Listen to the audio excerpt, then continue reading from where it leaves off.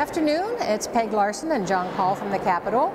Last night was a late night for the Senate as they did the health impact bill, and the place is a little bit quiet today compared to normal. This week was a very interesting week as they did a joint hearing of the House and the Senate Education Committee in terms of the special ed progressive task force. And there was a lot of discussion as to how that should be handled and what part referring schools should have, as well as home schools. It was really just a discussion, but it was just the progression of that idea. Also, integration task force report was done in the Education Finance Committee. There were some minor amendments. That bill will continue on its way, and I'm sure that it will make deadline. The bullying bill, or the Safe and Supportive School bill, was heard in Education Policy in the Senate, and it was very interesting because they had quite a few amendments, but when it came down to it and it was time for them to adjourn, they decided just to do one amendment because they knew that most of them would not go on, and pass the bill. So it will now go to other committees, civil law, and its last stop will be in Education Finance, as there are 2 lines on the bill that have to do with money. We'll have a very busy week next week trying to make sure that everything makes the policy deadline. House File 261 is coming up in the next week or so. It's a compensatory revenue pilot project. Rochester is one of the school districts that's listed in it to be part of the receiving of money. And in the past we have supported this bill, and we look forward to supporting it again in the future if it reads as we think it reads. 2 of the other subjects that they've been discussing this week in both bodies, especially the Senate, are the early childhood education scholarship grants and equity bills. And they both, actually the equity bills, school equity bills, have gone through the Education Committee as well as the Tax Committee. And we will see if they end up being rolled into the tax bill or if they go back to Education Finance. The early childhood bill, the early childhood grants are tied into the push for all-day kindergarten, which, as you know, would not be fully funded, but would be partially funded more than it is at this point in time. Thank you. Hello, everybody. Friday couldn't come fast enough. We're down to that point where we've got the committee deadlines. The next one is going to be March 15th, and it's going to be chaotic next week.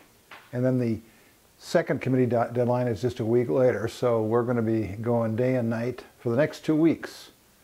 Remember the State of the State address about 6 weeks ago? The governor spelled out his plan, and he said that's Plan A. Plan B was to do nothing, and Plan C was whatever the legislature might come up with. Well, the governor has already pretty much moved to Plan C. If you've been following the news today, he spoke to the Twin West Chamber, which is a chamber located on the west side of the Twin Cities, and he announced to this group of business people that he was not going to pursue the business-to-business tax. He made it pretty clear that he's not really that married to the sales tax, and he's hinted at dropping the cigarette tax, which leaves mostly that tax on the upper income bracket. Now, the fact that he's dropping the cigarette tax or the sin taxes on cigarettes and liquor doesn't mean the legislature will not continue to pursue it, because I think they may well do that. Now, the problem with this, in terms of, for those of us who are getting weary of this boom and bust budget cycle, although we haven't had any booms for about a decade. Every time a group of policy wonks gets together to study Minnesota's tax structure, they say it's too reliant on income taxes and capital gains taxes, which are very responsive to shifts in the economy. And they always conclude that we need to do something more with the sales tax, and the governor's pretty much taken that off the table. And if he is not going to stay with that tax, I don't see that there's much likelihood that it's going to go anywhere.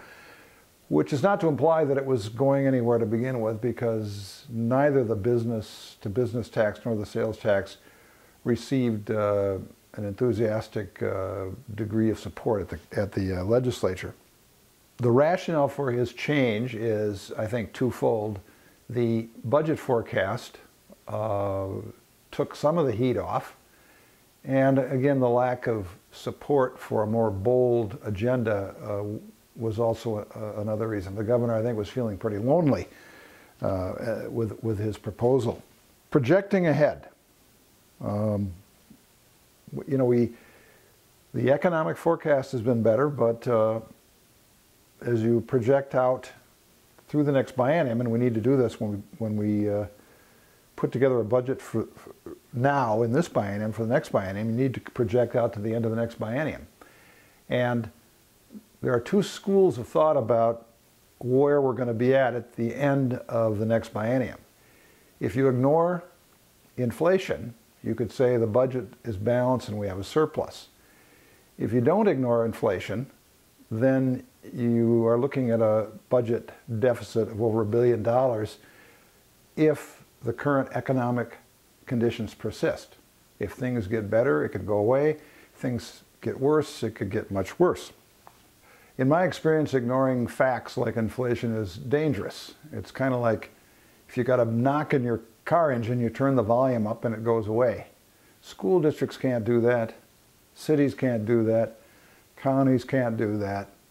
And the legislature shouldn't do that either. They should either cut spending, raise revenue, or a combination of the two.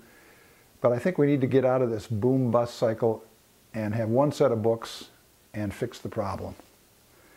So, I suppose it's the end of a long week and I'm a little weary after a week like this. We'll see what next week brings, and the legislature's a long way from addressing these issues. Hopefully the legislature will resolve these problems in a responsible fashion that actually fixes the knock in the engine and doesn't allow it to continue to get worse and worse. Thank you. Have a good week. Talk to you next week.